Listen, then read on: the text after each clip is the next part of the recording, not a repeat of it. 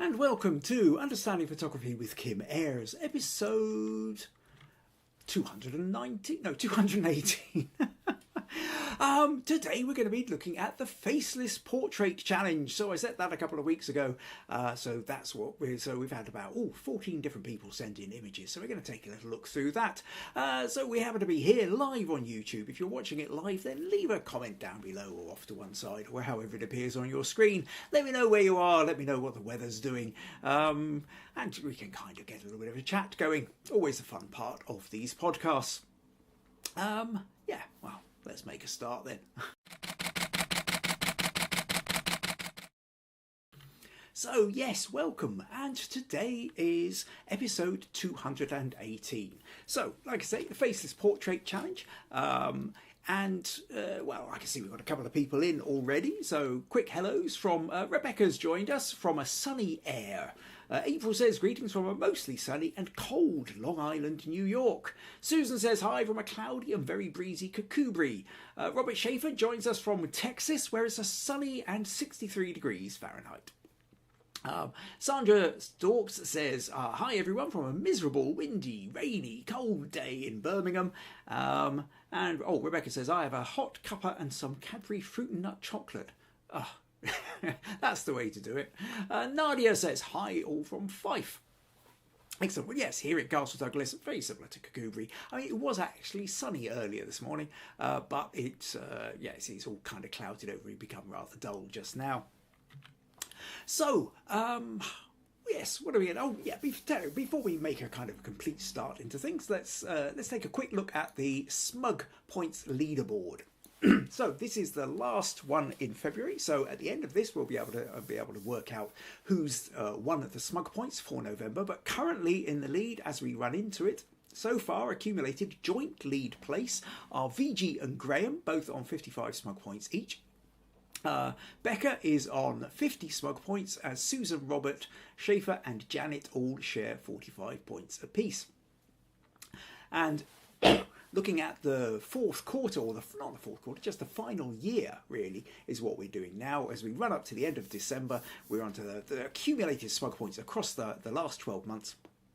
Viji is kind of pretty much out there in the front by a chunk, but December, well, as well as whatever happens in the scores today, December is a 5-week podcast, or 5-podcast month, rather, I suppose I should say.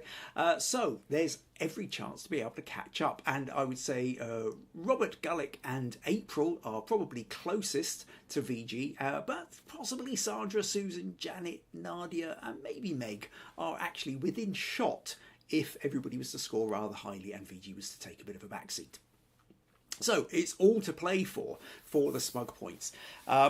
And as we move into next year, I might do some jiggling around and shift the Smug Points again, but I'm also open to suggestion. There's a point here for anybody who's got ideas of ways you would like to either see Smug Points adjusted or other things included in these podcasts.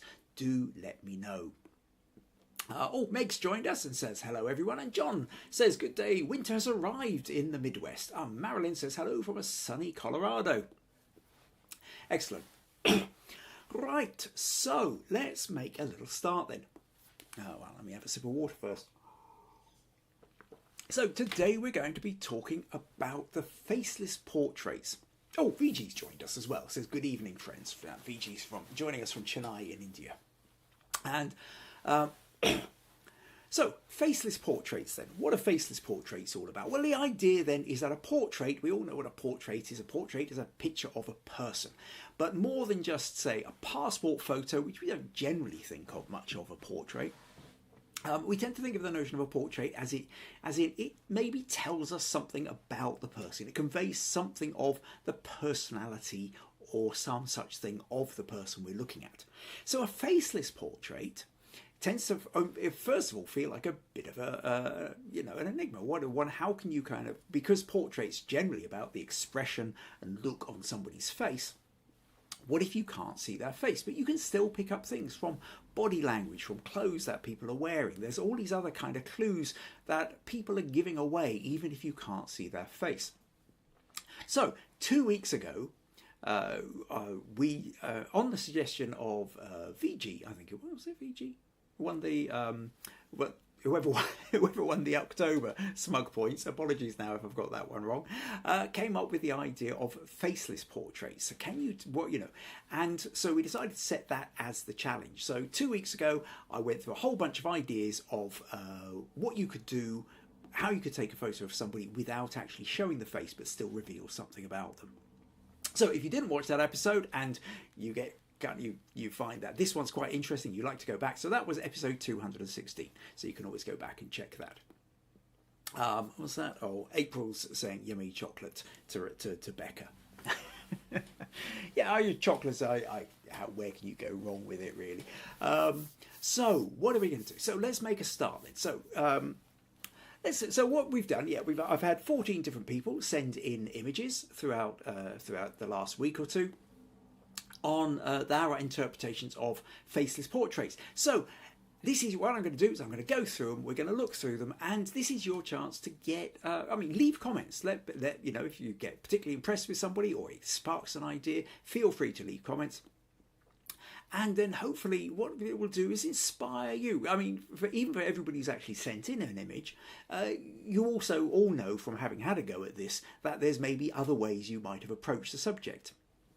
As we move into the kind of holiday season as well, there's, whether it's families gathering together or just vast crowds of shopping going on in the streets and what have you, there could be a lot of opportunities to sort of go out there and take photos of people. Then the faceless portrait idea is one of these kind of interesting ones. It's one of these that occasionally crops up on things like Photocrowd and Viewbug and these kind of online photo sites. So it's a good one to kind of explore. And maybe some of what other people have sent in will give you some ideas to play around with.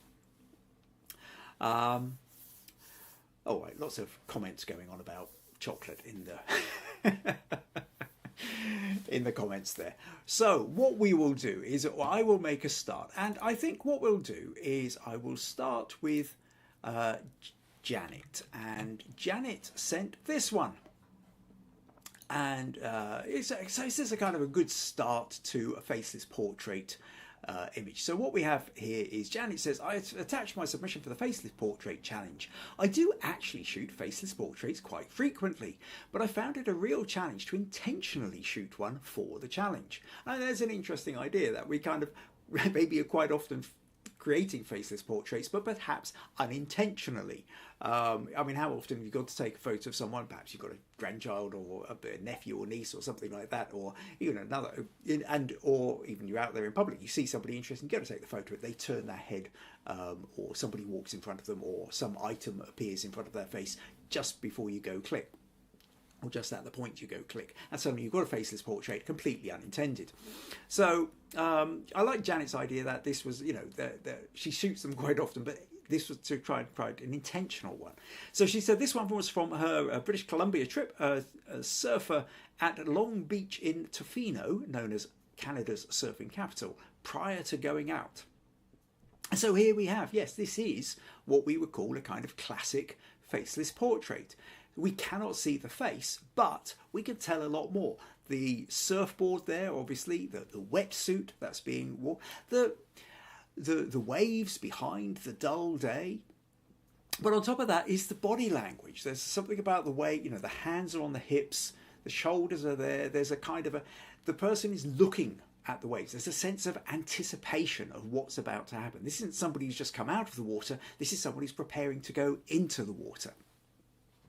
And as such, it kind of has all the essence of what we were talking about, that idea of what a faceless portrait is. It is a portrait. It is telling us something about the person who's about to go surfing. And so that, I thought that was a kind of a good place to start. So thanks very much for sending that one in, Janet. A couple of comments here. Viji says, very well composed, likes the hairstyle. And April says, the water looked cold. And then I've got little symbols. They do, I don't know why, yeah. One of my kind of ongoing bugbears with YouTube is that they have this little bit where you can click a heart or something on, put a little emoji in, and for some reason it always sort of seems to sit right over the top of the bottom corner of one of the comments. So I can never quite fully read the complete sentence until somebody else comes in and chats and it moves up a bit. Anyway, so yes. Oh, so April. Oh, it's got more comments. So April says the water looked cold when you said Canada, it proved it was right. Yikes. Mind you, Vancouver in Canada, or Canada's capital, if you're over on the west coast, it's not that cold. Well, will be in the winter, of course, but you've got the Pacific kind of coming in. I don't know. What can I say? I've not surfed there. How would I know? Sandra says, I don't think I would fancy going in that water. Good portrait. And Robert's joined us and says, howdy all from Texas. That's Robert Gullick, as Robert Schaefer, also from Texas, has already said hello. Right, okay, where were we then? So let's move on to, where are we? So, that's all moved around. Why did that suddenly jump down the page? Okay, so John. So John from Ohio sent in this one. And that's jumped again. Where are we going? And John says, this shot was taken at a practice round for the Memorial, a PGA tournament hosted by Jack Nicklaus. Someone kindly gave me a ticket and I sat by this par 3 hole all day watching the pros come through. Taking photos as well. I was looking for an appropriate shot. I saw this and I thought it fit the scenario. Because his face is covered, I'm not sure which pro this is. And yeah, brilliant. I mean, I like this. So there you are. You're out of a golfing tournament. You're at a particular hole, which is, a place you're going to get all the pros coming through. You get your shot. Good faceless portrait idea. This, again, like the surfer, there's anticipation. Something's about to happen. He hasn't already hit the ball. He's going to hit the ball. He's down looking at the ball. Our eyes follow down to where he's about to hit the ball. Cap over the head. We can't see the face. It's a strong kind of this kind of magenta pink top, which is contrasting with the green grass behind. But as you say, we can't actually see the face. So I have to confess here, I know absolutely nothing about golf whatsoever. I think if you are Tiger Woods, possibly about the only golfer I might be able to name. Any others I think would just go straight over my head. But if you're into golf, I'm sure that you would know all the professionals. And so kind of, I suppose, yeah, slightly ironic in a way that you've got the photo of what's probably a world-class professional. Not sure who it was though, because the cap was over the face. So yes, thanks for sending that one in, John. Sandra says, good action shot. Right, okay, where are we next? All right, next up then we've got Andy. And Andy sent in this one. Really moody, black and white. Says, here's an entry for the Faceless Portrait Challenge. I quite like the substitution of a mask for a face. And yes, this was one of those things that we were talking about 2 weeks ago as well, which is the notion that if something's obscuring the face, and in this case it is a mask, we can't see the face behind it. There's hints of a face. We can tell it's a man. There's a bit of a beard. But we can, and, wearing braces, particular clothes and what have you. But beautifully shot, this one, Andy. Beautiful lighting, nicely converted to black and white.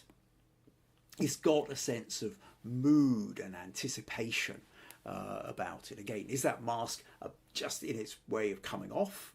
Could be it's about to removing the mask, we're about to see who's behind it, or is the mask going on? At this point, we're not entirely sure which direction the time is flowing. Either way, it becomes an interesting story.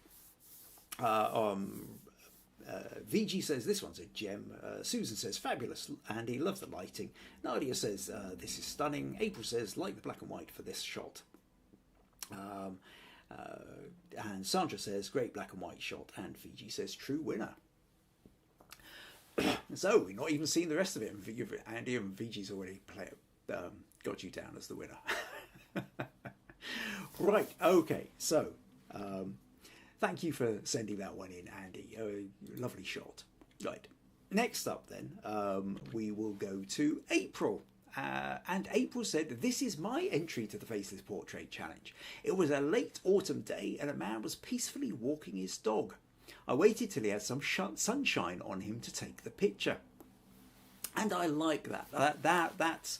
That's I like that notion of the anticipation. So you can see we've got the back of man, faceless portrait, got the dog, walking the dog, going along the path, and you can see from the path that the light it's because of the shadows of the trees, you've got light patches and dark patches.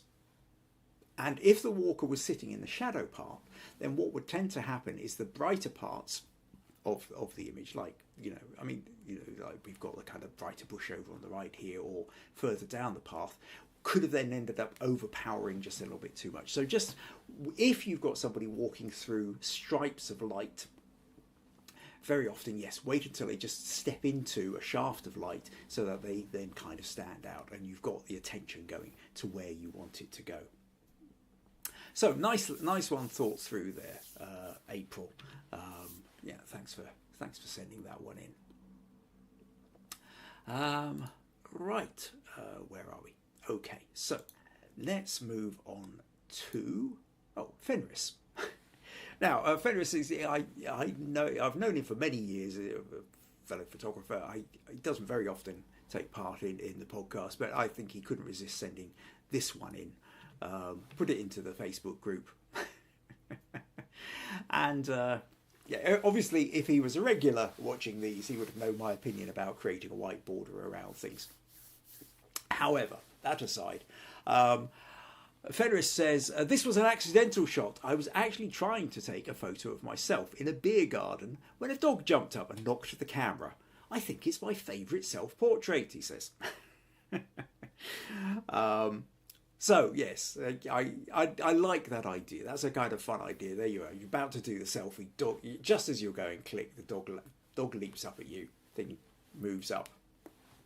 Lovely picture of the blue sky, and just the front of the hairstyle. So nice one, Fenris. Thanks for sending that one in.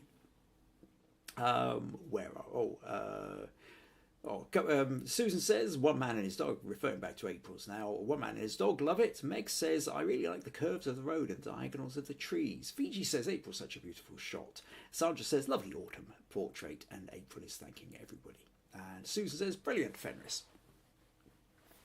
Right, okay, next on then we are going to move to Marilyn.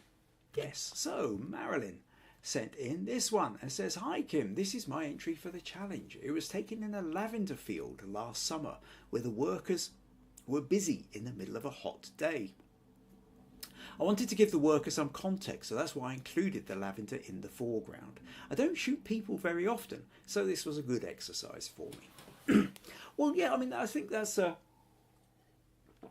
another point about the Faceless Portrait. In a way, if you're not into shooting portraits, if you kind of have that, that sort of sense of, I don't know, slight embarrassment or self-consciousness, I suppose, at the idea of photographing other people, especially if they happen to know you're photographing them, then actually, in a way, the Faceless Portrait becomes an interesting approach that can allow you, because if you can see someone's face and that they might turn and look at you at any point, if you've got a sense of self-consciousness about that, especially with things like street photography, observational photography like this, then that can be a little bit of a hindrance to being able to take the photo. But if that working away and the hat's dropped over the face, the head's tilted down, there's far less chance that they're going to know. It allows you to just kind of watch, observe, and take a photo kind of in the way you might do with wildlife photography. You're not overly worried about whether the swan or the squirrel or the Highland cow or whatever is looking at you.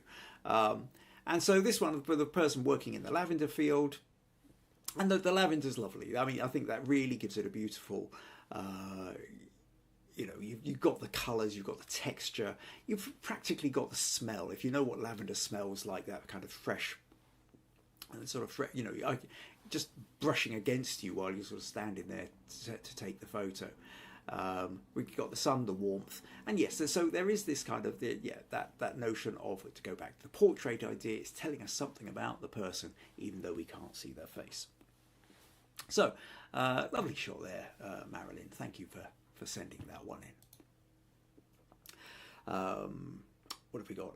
Becca says, oh, that lavender is gorgeous. Nice shot. April says, a pretty lavender shot. Sandra says, beautiful portrait. Nadia says, the layers of the of lavender in the foreground gives some interest to the picture. And Susan says, lovely shot, Marilyn. Love the clumps of lavender. Right. Next up then we have Meg. So my daughter Meg, she was determined to put in a faceless portrait, and she sent in this one. And Meg said, this is my entry for the podcast challenge because I think it's the funniest photo I've ever done. So I have to say this put a big smile on my face. So faceless, not just a faceless portrait, a faceless selfie. Well, I mean, Fenris had a faceless selfie as well. But this one, I think, with a scarf wrapped around Meg's head and her glasses placed back on it, it put a huge smile on my face. So yes, lovely one, Meg. This faceless portrait indeed. Nicely thought out. Thank you for sending that one in, Meg. What have we got? Robert says, lovely photo, Meg. April says, what a creative idea, Meg. Sandra says, love it. Nadia says, brilliant, Meg. Made me smile. Susan says, oh, you really made me smile. Thank you. And John says, love it, Meg. Right, okay. So on to then, next up, we have Nadia. And Nadia sent in this one. This is my entry for the Faceless Challenge. This is my eldest granddaughter who's up for being a model for this one. And this is a fun idea, this. I mean, we sometimes see variations on this, but I think I like the way this is done. So paper being torn, we can see the eyes, we can't see the rest of the face. And nicely done. The sharpness is on the eye here. That's nice and sharp. That's the bit that's mostly in focus. Or completely in focus, rather. Interesting, I think with this, it might have been interesting if you maybe done a slightly deeper depth of field. You could have got away with having the paper itself in focus as well. Because there's enough contrast between the face behind and the plain white paper, you didn't necessarily need to have a narrow depth of field, I think, to emphasise the eyes. I think they would have still stood out to the same degree. Because there's actually some quite nice kind of tear shapes into the paper as well, which would have been heightened if they'd been a little bit sharper. But lovely idea there. That plain white around the tear, and all the attention gets drawn straight to the eyes, but we have no idea about the rest of the face. So great idea. So thanks for sending that one in, Nadia. And Sandra says. Sorry, where are we? Nope, that's right. Sorry, looking at the wrong bit of the screen there. Where are we? Sandra says, I like this portrait. Great shot of the eyes. Just before that, Viji said, the glasses on the scarf was a great idea, Meg. And, previous to that, yeah. So April says she has very pretty eyes. John says very creative, Nadia. Becca says very interesting. Sandra says, I like this. Yes, great shot of the eyes. Susan says, fabulous idea, Nadia. Meg's thanking everybody for the lovely comments. Viji says, beautiful eyes. And Nadia is also thanking everybody for lovely comments. Okay, just we're about halfway through now, so a little reminder then that if you find these podcasts useful, interesting or entertaining and you would like to support them, then buymeacoffee.com/Kim Ayres is one of the ways you can do it. And of course, don't forget to invite your friends along as well. It'd be lovely to kind of keep growing this wonderful community of ours. So, I mean, it's still to come then. We've still got, I think, about 6 or 7 more images to look at. And then what I will do is I will dole out some more smug points for... I mean, everybody who's entered into the challenge automatically gets 10 smug points. Anybody who is here, who's turned up live and leaves a comment, so I know that you're here, gets a bonus 5 smug points. But then I've got my top 3 will get 30, 20 and 10 accordingly. And then I will tell you what's coming up over the next month or so, because December, like I say, is a 5 podcast month, and then just into January as well. So plenty to come up. So stick around for that as well. Right, so where are we going now? Let's flip back to here and move on to this one. So this one here then is from Nurije. And Nurije says, my entry for the Faceless Portrait. Unfortunately, I didn't have a chance to take some new photos for the challenge, but while I was going through my photos, I came across this one of a guitarist that I took a few weeks back on a visit to Bath.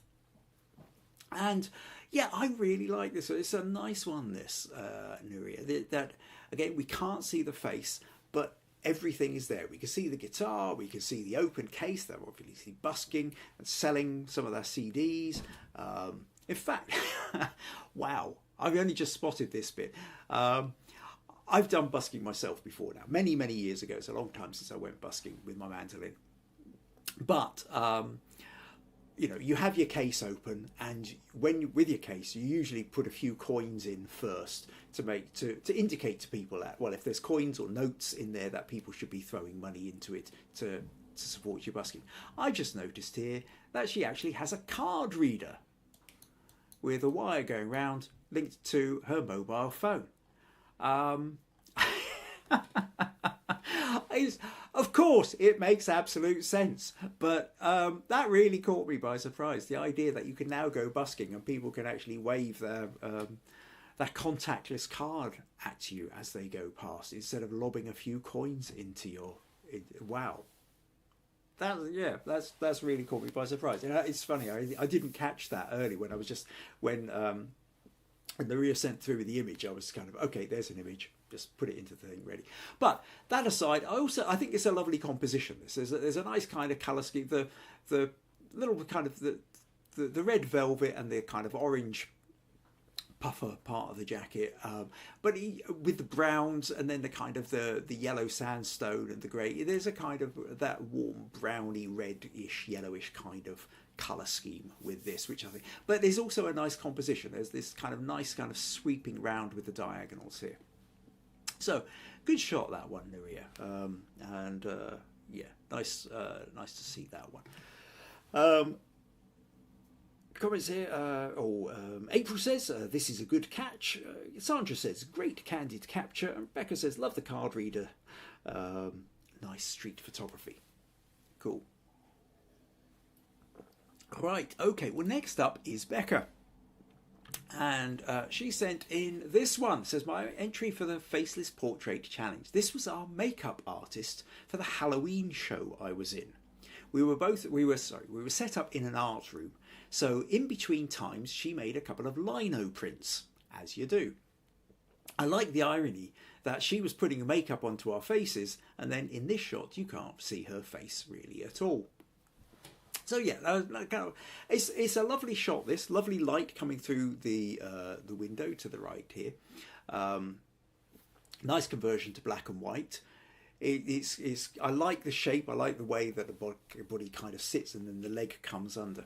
My only suggestion with this one, Becca, really, is that there feels like there's a lot of space between the top of the shot and the back of her head, which kind of feels superfluous, I think, and particularly because there's a very strong bright white patch over on the right. It is tending to grab the attention. You know, pretty much a good third of this picture is feeling like it's taking up or moving us away from your makeup artist, who is really where the focus of this story. I would say, at the very least, if you chopped off a bit off the top, something like that, maybe. That immediately becomes a slightly more comfortable and more intimate. This is who this person, you know, we're now getting into where the story is. Where is the story? The story is about your makeup artist and her carving. So I think if you've got that, that's it. You could, if you wanted, you could go in even closer and you could take something like this, where the emphasis then is on what she's actually doing, creating the lino print. We can't see the face, but we can see her looking down to it. And then we've got a kind of zigzag from the leg through the arm and up round to the face. So other ways you could crop this, I think, but it's still a lovely photo. I like the idea of it. I also like, as you say, the story, which is about this notion that, you know, you've got a makeup artist all to do with faces and everything, and then you can't actually see her in the photo. So nice shot there, Becca. Thanks for sending that one in. Where are we? So, Nadia says, shows the time we live in now with a card reader. Viji says, I'm quite happy I chose the Faceless Portrait topic for the challenge. Good, I'm glad it was you, Viji. I remembered that one correctly. Great shots. Inspires me to step out and consciously try taking these types of pics. Excellent. Susan says, really like the colour palette in your image, Nurije. April says, this is a good black and white, so we're now on to Becca's shot. Viji says, perfect shot and black and white is a good idea, but Viji also likes the cropping. Nadia says, lovely shot, Becca. Becca says, thanks everyone. Sandra says, a nice black and white portrait. Cool. Next up then we have Robert Schaefer. And we have here the back of a head, which he says, here is my image for the Faceless Portrait Challenge. It is a cell phone picture I took of my dad at this year's Veterans Day celebration. This celebration was held at the assisted living / memory care facility where he lives. Dad is an Army Corps of Engineers, a veteran of World War II. He was stationed in the South Pacific. He is also a veteran of the Korean War. Dad is 101, totally blind and has dementia. Must be a hard time for you, Robert. But I really appreciate you taking the photo. I think this is the kind of photo where the emotion really comes out of knowing the story behind it. I mean, obviously part of it's there, but you know, to have the army flag, we've got the wheelchair, and then of course the army flags and the different flags up behind and everything. So we kind of get that sense of the veteran thing. The 101 and a survivor of the World War II and the Korean War is quite astonishing. So yeah, quite a moving, quite an emotional one with this. I think you need the story to really kind of get that emotion from it. Very interesting photo, but thank you very much for sending that one in, Robert. Now, what have I got here? Something's little going on. Right, okay. Just realised that what was going on with my tablet was the fact that it's dropped down to 20%. It suddenly went on to pause. I've got the tablet there to ensure that I can actually try and access some of the comments while I've got pictures up on the screen. I really need a proper third screen here. I operate with two screens, and yeah, at some point I think I'm just going to have to get a third. Not as bad. I mean, chatting away to Robert Gullick a few weeks back, and he has multiple screens, and a whole big framework to hold them all. I think Robert sort of does with screens what I do with tabs on my browser, where it's just like multiple ones open all the time. Right, so what have we got? April says, honours to your dad. Susan says, very moving image, Robert. This tells a great story. Sandra says, good documentary photo, Robert. Becca says, very emotive shot, Robert. Viji says, should be celebrated, an emotional moment tugging our hearts. Nadia says, oh wow, emotive shot. Robert says, thanks everyone, a tough situation for him. Other Robert from Texas says, not many, just 8. So Robert has 8 screens. 8 screens to my 2. The logistics of trying to put 8 there, I'm not enough of a handyman, I think, to be able to build a frame to actually be able to fit all of them together. Anyway, that aside, let's move on then to Susan. And Susan sent in this one, sunset silhouette shot. Susan says this was taken on an evening walk along the coast near Kakubri, and it is of my husband taking a breather following an uphill stretch. I like the fact that he was silhouetted against the sky with the walking stick making an interesting diagonal. I also thought the gaps between his body and the walking stick and between his legs made the image more interesting. I did highlight the sunlight on his boots to add a little bit of interest. So it's rather beautifully composed, this one, Susan. So silhouettes are always a great way of doing faceless portraits. we've got to, and you're right. But now, depending on the angle, if you'd taken it from slightly higher up, then the background here would have filled in between the legs. But because we've got the gap, we can see the sea here, and we've got the gap with the walking stick here, it's allowing us to get a much better sense of the shape of the body language, the idea that he is leaning onto the stick. And I think you're right here, actually, just highlighting the light as it just catches the boots, just kind of creates that nice little kind of extra bit of light into the shadow part here. So yes, nicely composed. That I personally think I would possibly, a little bit like with Becca's shot, I think there's maybe extra height in the sky here that isn't necessarily needed, and I think if you just pull that in slightly, maybe not as much as that, back to something like that, you don't need to take a lot off the top, but just a little bit extra off the top. So I think it just kind of creates a slightly more balanced photo, but really beautiful. I love it. It's nicely composed, like the sun light there, and the kind of the pathway, if you like, reflecting on the sea. Right, so what have we got here? Oh, April's commenting on Robert's. Wow, that's a lot of screens. Oh, Meg says, my thoughts are with you, Robert. No, she said Robert G. I think she means Robert S. Becca says, oh, striking shot. April says, nice silhouette. Sandra says, great silhouette, Susan. Viji says, fab. Nadia says, oh, what a lovely shot, Susan. Really like this picture. Okay, so on to Robert Gullick then. Now, Robert sent in this one. It says, it took me a bit to find an image in my gallery that could fit the challenge. This was taken at St. Patrick's Day at the fairgrounds in Dallas last year. The girl was playing on the rail while the Dallas Camera Club. It's a DCC. You see, around here, the DCC is Dumfries Camera Club. But Dallas Camera Club was talking in the foreground. I removed the people and generated the fill. Quite a bit of pixel pushing to get this. Next time I will just step away from the crowd. Now, interestingly, Robert did send me the original here. So if you take a look at this, you can see that this is the original photo. And that's quite a strange thing. It suddenly changed while I'm looking at it, it's decided to change the balance. Now, I think this is Microsoft Photos seems to be auto-adjusting.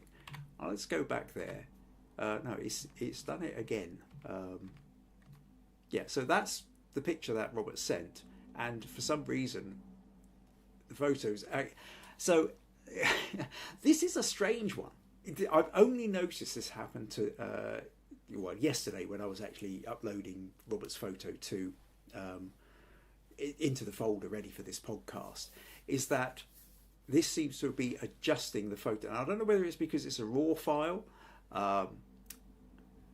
Now, normally speaking, we look at, if I put it into Photoshop, we would just see the raw file as it is. The idea that just the picture viewing software is adjusting the photo for me to be able to look at it to make it better, actually, I think I find slightly disturbing.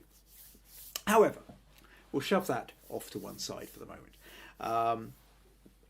And let's go back to the picture. So yes, what's really interesting here is this is the picture that Robert has created out of this. And I think I commend you for this, Robert, because I think it's a good idea. Now, what Robert has done is he's found the story. That the story here is about the little girl in the background playing on the railing. But we have these people in front. Now, there's a lot cropped out in order for him to get in that far. But then Robert's also using a 45 megapixel camera. So there is space to do that. And then you've done quite a lot of highlighting. I do feel that maybe the highlighting is fractionally kind of, it's done to such an extent that she's starting to look a little bit like she's been stuck onto the picture afterwards. So something to be slightly careful of. I think it's also that thing whereby if you're moving the clarity slider, which I think you may have been, in part of the editing. Sometimes what happens is if we look at the edging here, it sort of emphasizes that there's that the actual pixels around the edge, they become slightly patchy, and as such, You know, there's a sort of brighter line, and it's creating more of a kind of a slightly stuck on level. So it's something to be aware of, I would say, Robert, when you're doing the editing.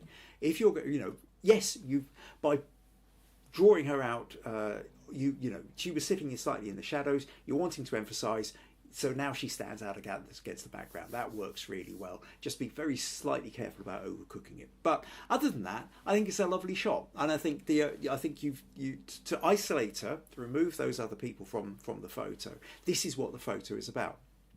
And it's nicely composed. You've got the diagonals coming down here, got the strong verticals, all the stonework and everything else. And it's such a, you know, that kind of formal stonework, columns and all the rest of it. It's got that kind of, words escaped me, but formal presentation, you know, and then you've got a little child playing, and that child play is a real contrast against the kind of formality of the stonework. There's another word and I can't think what it is, but it's nice. I like that. I think it works well. So thank you for sending that one in, Robert. Where else are we then?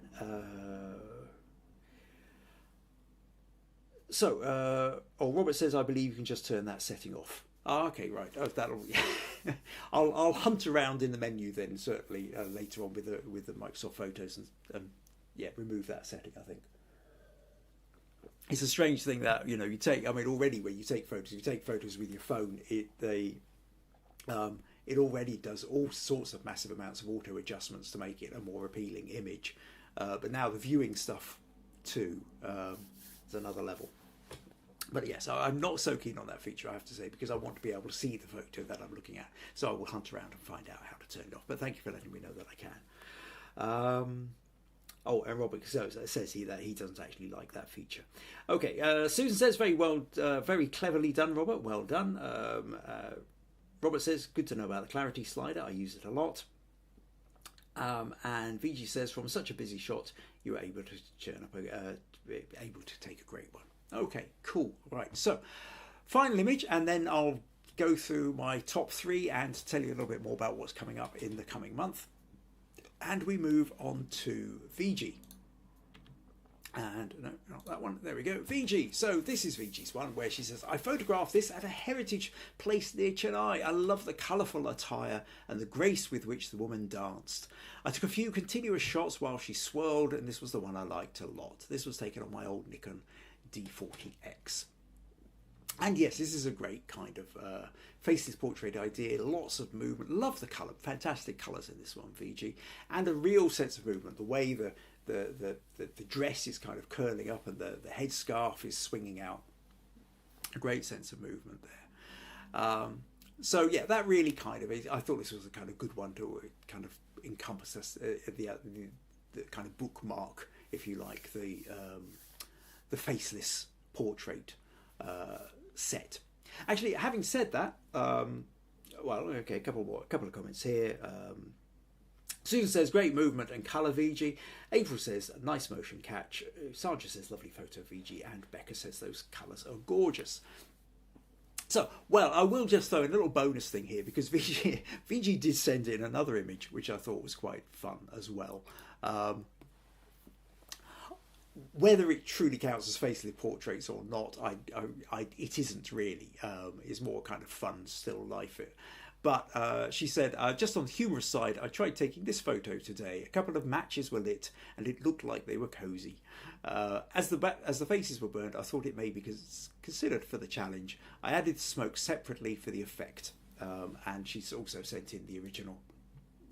So that's the original photo. A couple of matches. They're having burnt away, and then she's cropped in, added a little bit of extra smoke for fun. I get where you were coming from. Like I said, if in a proper faceless portraits challenge, I don't think it would necessarily score particularly well, but it's a fun photo, so I thought I would include it. But thank you very much for sending that one. It did put a smile on my face too. So thank you to everyone for sending in their faceless portrait photos for the challenge. I hope that everybody sort of got something. We've got a really nice range here, from people in action to people considering being, you know, still photos of people before they're in action. Places, and it's about place, you know, the interesting notion of places, whether it's on a beach or in a lavender field or in a veterans World War, you know, war veterans place. You know, that sense of where you are can create a huge amount of information about, you know, portraying something about the person that's within it. And it's what we've talked about with portraits before now, which is when we see a portrait, when we see a person, we are trying to work out with something about them. We've got brains primed to try and gain more information when we come across somebody else, and especially if you can't see the face. But even when you can see the face tells us one part, but we start inspecting the clothes, we start inspecting the hairstyle, we start inspecting whether they've got makeup on or whether they've had a shave or anything like that, to form a kind of an opinion. It's a survival tactic. Is this person friend or foe? And so we're looking for any little clue that will give us a better idea of understanding whether this person is going to be helpful or potentially an obstacle or dangerous. Within portraits as well, on top of that, we then look at the scenery, the background. Now, some portraits, you know, studio type things, you know, plain back, white wall, there's nothing to tell. But certainly environmental portraits, where somebody is, whether it's, you know, in a lavender field or in a memorial hall or anything like that, is giving us more information about the person. And that might be because the person seems to fit perfectly into the environment, or interestingly, the person doesn't fit into the environment, much like the little girl hanging on the banisters playing in what is, you know, seems like a much more kind of formal setting. So understanding the background and how that interacts with the person is a really important part of portraiture, whether you can see the face or not. So I think there's been some great photos and it's been really interesting.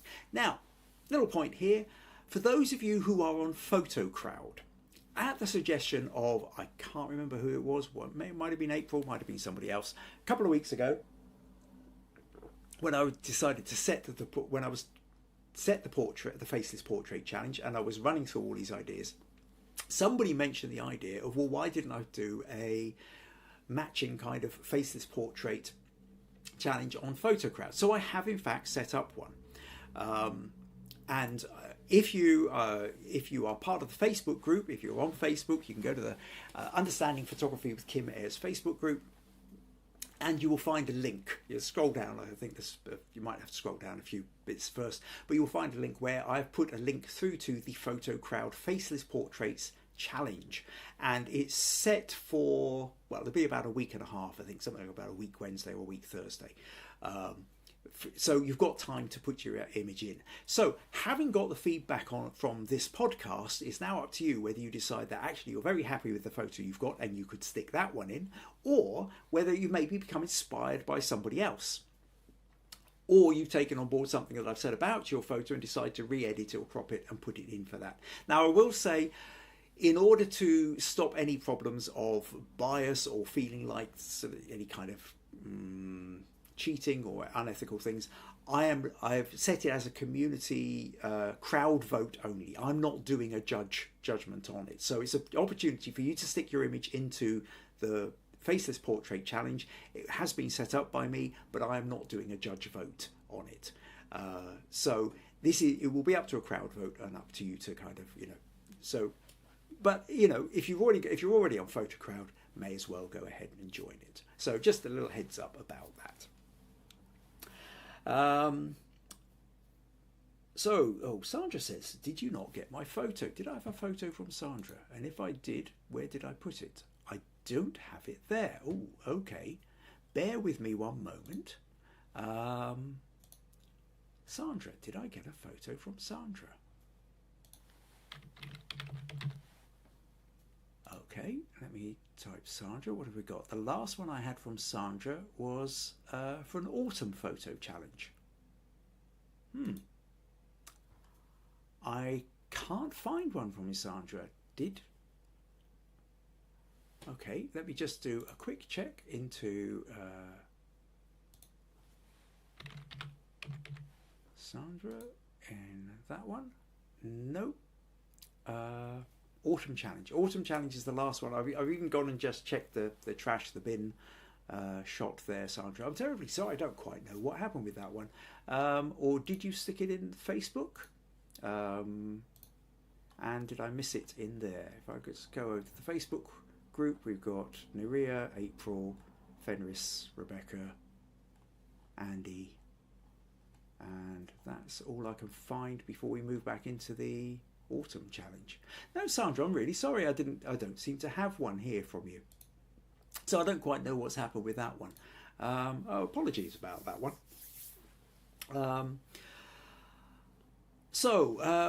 Okay, a couple more. So yes, apologies. Where are we? Robert says, nice shots, Viji. And okay, couple of Viji says, Sandra, I would love to see yours. Sandra says, are you on Photocrowd? As I've uploaded it to my profile and entered it into Kim's competition. Okay, right. So what we will do then is, so it's now a case of finding my favourites, or my top 3. So what I've decided is, I think, Viji kind of knew this from the beginning. I think she's seen it. That actually, I think my top one has to go to Andy. It is such a beautifully composed, beautifully lit photo, which encompasses is spot on theme. It's a lovely photo. So Andy then gets my first place for in my top 3 here. So a bonus 30 smug points to Andy for this. So congratulations, Andy. Second place, I decided to go for Susan. Again, this is such it really is a very well put together photo. It's the composition's lovely. I mean, I might just chop a tiny bit off the top, but that's, nitpicking really. The shape, the position of the sun, the colours, the grading, I think it all really comes together really well. So for a Faceless Portrait, Susan gets my second place with a bonus 20 smug points. Third place is going to go to Robert, because actually I do love this photo. I mean, it is joyous. I mean, child playing is but it's that contrast then between the child playing and the word still escapes me. There is a word somewhere about stonework. I'm using the word formal, but I know there's another one. I can't for the life of me think what it is. But this, I love that, and I also like the fact that what you managed to do is identify the really important part of the photo. I'm constantly saying within these podcasts over and over again is this notion of what's the narrative, what's the story, and what in the photo, everything in that photo, once you've identified that, everything in that photo is either contributing to or detracting from the narrative. And what you've managed to do is remove the elements that were detracting from the narrative and enhance what this narrative is about. And I think that was, so yeah, kudos to you there. And so you get the bonus 10 smug points for that one, Robert. Right, okay, but commended. I think there has to be a couple of commendeds here. I think Meg, with her scarf and the glasses, just made me laugh so much. Becca's one with the makeup artist in black and white, really nicely taken one. Like I said, I would maybe do the crop differently, but it works well. Nurije's picture of the busker, lovely shape, lovely colour scheme, and you get that. And then Viji, I love the colours of the dancer, and I have to say actually little bonus things for the matches did put a smile on my face. So each of you get a bonus 5 smug points there as an extra commended. So congratulations to everybody who's got the points and the commendeds. And thank you also to everybody who sent in images as well. You all get 10 smug points just for sending your image in as well. Each photo becomes an idea or a bit of inspiration to somebody else of what they might be wanting to, how they might approach taking pictures like this in the future.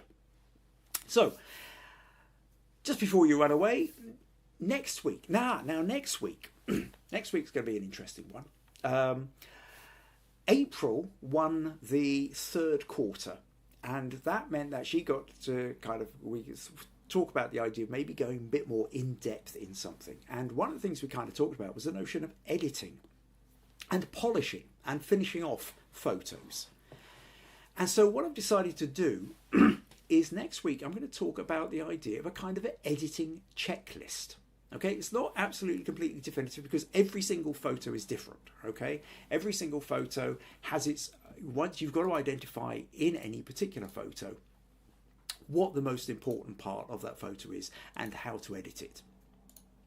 But there are certain basics, there are certain starting points with the photo, things that you should have as a starting. You've got your photo. Where do you go? And so what I'm going to do is I'm going to have to think about probably about half a dozen or so key things you should always think about just at your starting point when you come to editing a photo. And if you implement these, then at the very least you're going to be tidying up and doing a better version of the photo that you've got. It's not to say that, well, now I'm going to go off on a tangent here if I'm not careful and start explaining the entire thing. But anyway, so next week then will be the editing checklist. That's the idea for that. Then, once I've worked out smug points and who's won what and whatever, I'll be in contact with whoever's won the November smug points. And whoever's won the November smug points gets to choose a challenge for December. So they will come back to me, and so on the 8th of December, so 2 weeks from today, I will then go through whatever they've decided to set as a challenge. We'll talk about that and set a challenge for 2 weeks after that, which will be the 22nd. What I'm also going to do, I'm going to set up another challenge. I quite often do a seasonal challenge at this time of year, but I've decided just to kind of refine a little bit more and go for seasonal food, okay? Because there's so much in the way, it's just one aspect of, now, there are all sorts of, it doesn't necessarily have to be Christmas, but, there are also, we've got Hanukkah, we've got, is it Kartigai or some of the other, I know there's other Indian ones. There's all this December, there's celebrations somewhere. Even if you just want to do midwinter or midsummer, if you happen to be in the southern hemisphere. But seasonal food challenge will be in there somewhere. So I'm going to talk about that, and then we'll actually do the challenge for the 29th will come out. In between, on the 15th, I think I will have a feedback session. And then at the beginning of January, that first week in January, it's become something of a tradition to do the best of your previous year. So what we'll be doing is we'll be doing a best of 2024. Okay, so at that point, I'll be wanting you to go back, trawl through your archives, pick out your best or favourite photo of the year, and then tell me why it's your best or why it's your favourite image of the year. And then we'll have a big celebration at the beginning of January about whether it's because it's the most meaningful photo to you for whatever emotional level, or because it's won the most awards, or you got the most praise for it, or it's just one that you thought was so great you printed up and stuck it on the wall somewhere. So that's so plenty to come up over the next week, over the next month, really. Then, all right. So last few comments is people congratulating everybody and saying thank you and having a great week and what have you. So yes, that's, I guess, then brings us to a conclusion. Just once again, if you find these podcasts useful, interesting, entertaining, and would like to support them in any way, then buymeacoffee.com /Kim Ayres is one of the ways you can do it. And of course, don't forget, click like on the video down below, click subscribe if you haven't done so also already, and invite your friends. Meanwhile then, that's us, and I look forward to seeing you all next week. Take care. Bye.